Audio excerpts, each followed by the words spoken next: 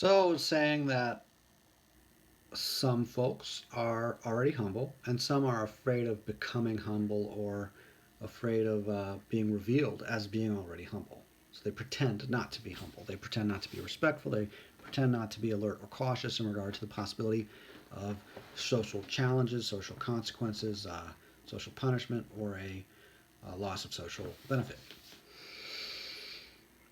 And arrogance can be a state of distress where there's diversion and distraction and aggression and just intimidation used in a somewhat hysterical way. So, not an especially uh,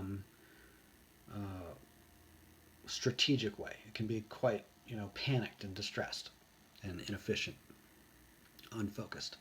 So, the arrogant are afraid of being humiliated or humbled. They're anxious that their shameful qualities will be revealed. Qualities that they consider shameful could be revealed. That is, they're ashamed of themselves because of some social indoctrination, be ashamed about certain qualities that are probably pretty universal among humans, but uh, they know that they possess some of those qualities, so they're ashamed of those qualities because of the social indoctrination that says, don't let anybody know or you'll get in trouble, or at least that's what they were told in their youth or however long ago. So they've kind of internalized these social pressures and shames or suppressions, and they're anxious about certain shameful qualities getting recognized or exposed. They don't even want to be accused of having shameful qualities because they don't have a position of social stability. So they're ashamed of themselves because of social indoctrination, and they're pretending not to be ashamed. And they don't want anybody to know they're ashamed. So they're anxious about their pretenses being exposed. They don't want anybody to know they're ashamed. They don't want anybody to know they're pretending, that they're anxious, that they're cautious, that they're alert. No. They're dismissive. Then they might be very arrogant and,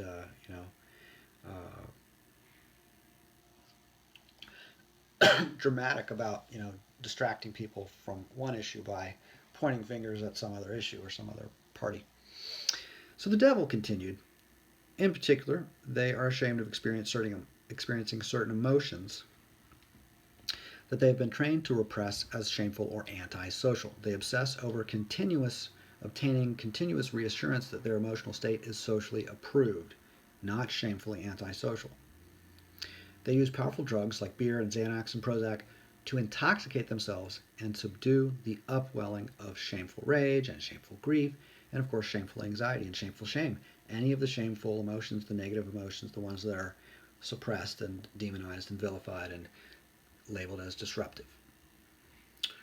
The ones that you could even say are attacked or suppressed.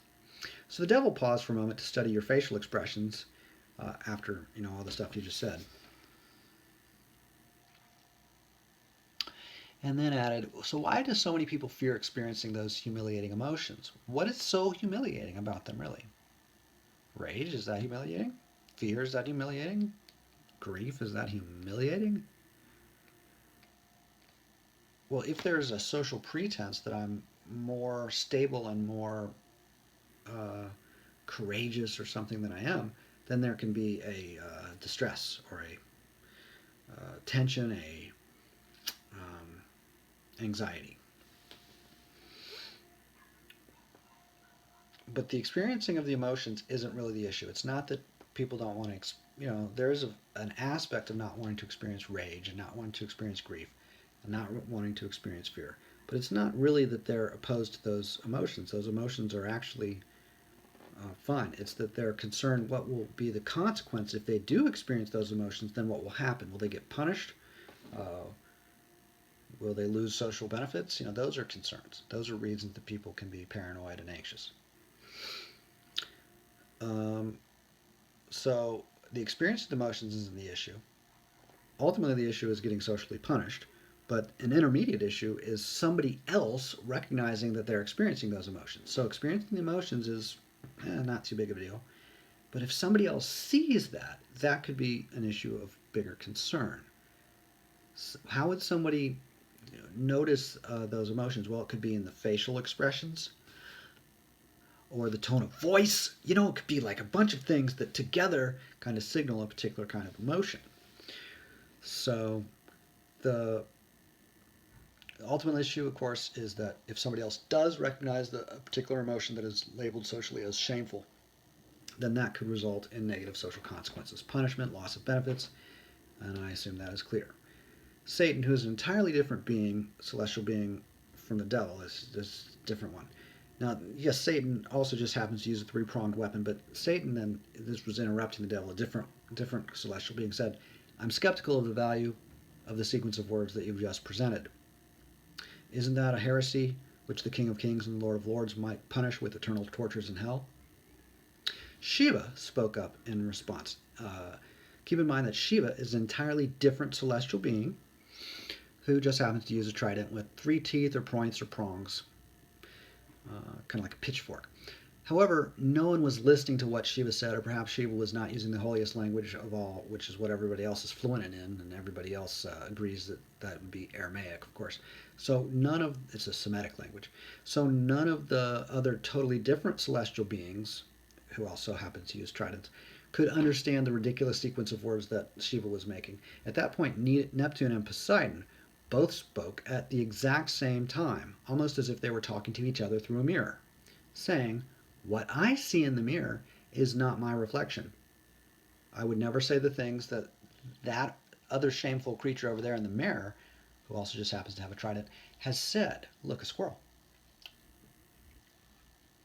The King of Kings then entered the conversation and said, these various celestial beings are apparently competing for my attention with their dramatic narratives about how one pro wrestler is the enemy of the other campaigning politician, rather than admitting that the two of them are actually both reading from the same script that was memorized by them in advance and directed by me, the author of their script. I'm the King of Kings, so that's Lord of Lords. That's the kind of stuff I do. Shiva then started talking in perfect English, unlike what I'm doing right now. Shiva started talking then in perfect English, saying, my enemy, the one way over there who's also an agent of the same network of collaborating coronated aristocrats as I am, uses a trident. Unlike, I guess I do as well, but anyway. So Shiva continued, as you probably know as a fan of football, using a trident to poke 3 huge holes in the chest of the player on the opposing team, of any player on the opposing team, is a violation of the rules of football, whether they're on the field or off the field. You just can't do that. Not only do those opposing team players, fake left and then go right, which is deceptive and therefore immoral, but then they intentionally break the rules in order to prevent the other team from scoring. For instance, well, first of all, it's totally corrupt, okay, what they're doing. Those people, I do not condone it. Next, what they're trying to do is they're trying to get just like a 15-yard penalty or a yellow card, a mere yellow card, to prevent a score, because they're so interested in preventing a score that they do something intentionally that is illegal. And then attract a penalty on purpose, or they risk a really serious risk of getting penalized. They're cheating cheaters who cheat. They use a trident the wrong way. They're hysterical. Neptune continued, oh no, I mean Shiva, because those are 2 totally different celestial beings who just happen to both use a 3-pronged spear, right? Right. So Shiva continued, those cheating cheaters on the opposing sporting team are not the real champions. I'm the true people's champion because I deserve to be awarded and glorified and congratulated for the best sportsmanship in the entire Actors Guild of Pro Wrestlers. Vote for me in the next election. Cheer for me at WrestleMania after paying $600 for a ticket to the event. Yes, yes, yes. Okay? Get what I'm saying here? Are all emotions a kind of inner compass of motivations, such as where there is attraction or where there is repulsion? Well, I don't know how we got to that subject. No. The answer is no. Some emotions are shameful and negative and totally anti-Semitic and should not ever be experienced or exposed, and you could get punished for them, so be careful. Will people attack you socially or withdraw from you if you humiliate them in a way that they find threatening? They certainly might. So perhaps you'll be open to humiliating other people more gently and slowly so that they laugh with you rather than jam a trident into your chest.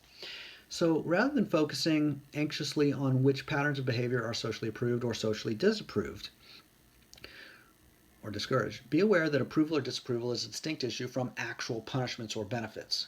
So some cases of approval or disapproval are really of no consequence. Some do have consequences. The public may greatly approve of the pro wrestler who intentionally the public at the audience at the event, they may greatly boo and disapprove of the pro wrestler who intentionally breaks a rule while the official is distracted. However, avoiding public disapproval is not the job of the actor playing the role of villain in the election campaign. They're actually there to attract the um, boos of the audience. That's part of their role. They're the villain, right? They're the antagonist in the movie, in the pro wrestling event, in the election campaign. So their job is to evoke certain particular emotions of the audience and to help set up the hero, right? They got to be a villain, a victim, a hero, all that stuff. So their job is to evoke the specific emotions of the audience. If the audience members pay $400 a ticket or $600 a ticket to have the emotional stimulation of sitting in the crowd and shouting in outrage at that particular candidate who broke the rules while the official wasn't looking, well, a portion of the $400 or $600 ticket might go to that performer for fulfilling an essential role in the script of the theatrics of that system of governing the human resources. So note that focusing away from the inner compass of one's own emotions towards the issue of social approval might be an effective method. It might be important on occasion.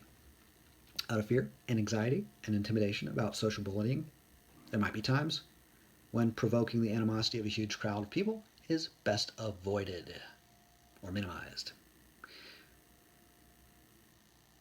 When is it a good time to provoke the animosity of the masses? Well, when they're enjoying the show. Then it is fine to antagonize them the right amount and to insult them the right amount. Or when the army assembles a priesthood of well-armed mercenaries who are prepared to mow down, they've got all their weapons, they're ready, they're targeted, they're aimed, all that. They're ready to mow down a rioting mob of sign-waving political idealists. Well, then that may be a good time to provoke the mob to rush the soldiers. The mob isn't very well armed. To rush the soldiers of the local police department. And those are the guys who wear the badges that have the 6 pointed stars to show that they're totally different from the sheriff deputies who wear badges that have pentagrams with a 5 pointed star inside of a circle, like what's in the maps to show the location of the capital city. That's a pentagram. Okay, that's totally different from like the symbol of the Semitic ruling, court system, mercenary soldiers. Okay, totally different. So enlightenment is being attentive to motivations, one's own inner motivations, and